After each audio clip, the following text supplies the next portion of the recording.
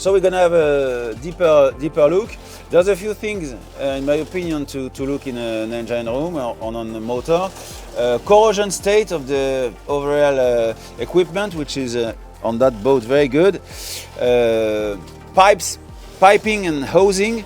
All the pipes shall be fitted with hose clamps in good state, and the pipes shall be fixed, not to chafe anywhere. Another important feature is the state of the bilge pump over there, because the bilge pump keeps the boat afloat. Electrical connections are also very important, because 95% of electrical issues are related to connections. Yeah. So connection shall be tightly fixed. Then after this we shall look after the levels. Engine oil level, then the level is done, the oil is clean. Now let's have a look at the gearbox level and state.